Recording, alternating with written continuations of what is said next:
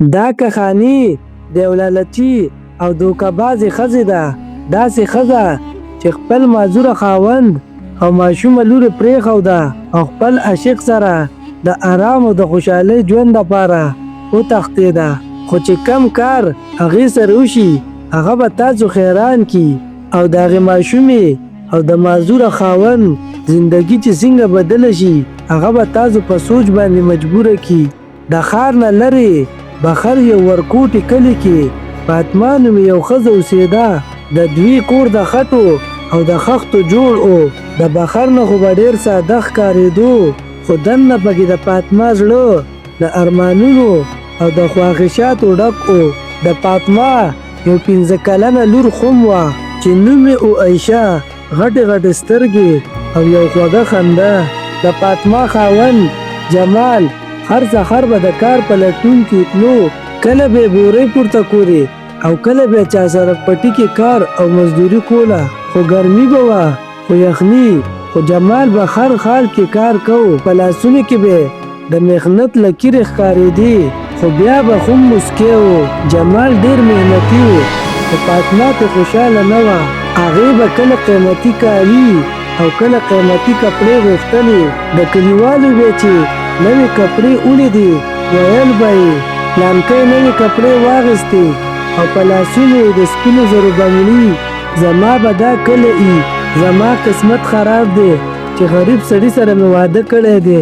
دا خبرې به یې هره ورځ کولې. جمال به چپو او برداشت کولې به یې. جمال به کله چا نه پیسې قرض راواغېستې او کله به په یو ورځ کې 2 دیاړیانې کولې. خو آمدن یې کم و او د فاطمه غوښتنې زیاتې. هغه ورځ ناوخته و، تیاره لګېدلې وه. جمال کور ته په تیزۍ سره روان و. هغه غوښتل چې زر کور ته ورسم، ځکه چې هغه د عشې دپاره ګوډۍ او خواږه اخیستي و. سړک اوړېدو چې ناڅاپه ګاډی راغلی او ویې وخو. د جمال حالت ډېر خراب و. فوراً یې هسپتال ته ورسو.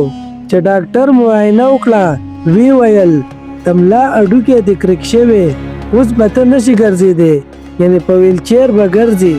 دا خبره په جمال د بم په شان ولګېده. جمال چې د کور او د لور دپاره سخاره و، اوس بېوسه او معذوره شو. چې په لومبي ځل په ویلچیر کې کېناستو سترګې د اوښکو نه ډکې شوې. د بېوسۍ د وجې د کور راشن ختم شو. کمې لږې ډېرې پیسې جمع کړې وې هغه په دوایانو او په ډاکټرانو ولګېدې. مریم به اوس چپ د پلار خواته ناسته وه او سر به د هغه په خپو کې کېښودی و. جمال به ورته د غمونو ډکه خندا کوله او خپل درد به ترې پټو. او بل طرف ته فاطمه ورځ ته ورځه بدله شوه.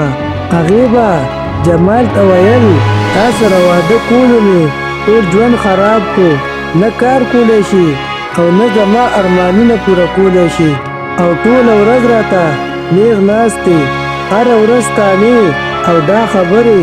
خو جمال به چپ پاتې شو، خو هرې خبرې به زړه زخمي کو. ورځ ته ورځه فاطمه نوره هم بدله شوه. په موبایل باندې به چا سره په ګنټو ګنټو خبرې کولې. کور کې به یې نه په وخت سالن پخو او نه به یې جمال له دوایي ورکوله. عایشې به کله د اولګې نه ژړل. جمال به په معذوره وجود روژې پخې کړې او به یې ویل راځه لورې نن ابو ستا دپاره روژې پخ کړي.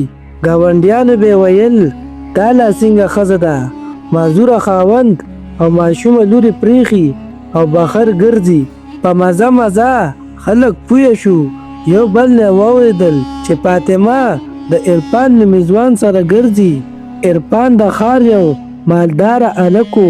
قیمتي ګاډی، ښایسته کپړې او ډېرې پیسې به یې لرلې. هغه به فاطمه له ښایسته کپړې اخیستې او مشهور هوټلو کې به پې خوراکونه کول. فاطمه به ځان سره سوچ کو او ویل به یې اصل ژوند خو دا دی. هغې عیاشۍ د هغې نه خپله لور او خاوند خیر کړی. یو شپه کلیوالو ولیده چې فاطمه خپل صندوق اخیستی او عرفان سره وتښتېده. نه یې ماشومې لور ته وکتل او نه یې جمال ته. چې سحر شو ټولو کلیوالو ته پته ولګېده نو خیران پاتې شو. عایشه به هره ورځ د مور انتظار کې ناسته وه. ویل به یې ابو امي به کله راځي. جمال به په ژړا شو خو جواب به یې نه ورکو. څه ورځې او څه ټیم خو ډېر په مشکله تیر شو. کله به ګاونډیانو څه ورکړل او کله به پلار او لور نخر اوده شو. جمال سوچ وکړو چې تر څو به زه د بل لاس ته ناست یم او عایشې د ګاونډیانو کره پرېښوده او د کار په تکل کې ووتو چې د کار کولو به یې چاته ویل خلکو به ورپسې خاندل. د جمال سترګو کې به اوښکې وې خو خار یې ونه منو. اخر هغه د ښار د یو ټیلر دوکان ته ورغلی. ویې ویل زه سلایي زده کوم ما ته کار وښایه. د دوکاندار په زړه خفه شو او ویې ویل معذوره دی دا خو بل کار نشو کولی. موقع ورله ورکړه. جمال یو میاشت کې ډېر ښه کار زده کو. ورو ورو د جمال د سلایي نه خلک متاثره کېدل شروع شو او یو نوم یې جوړ شو.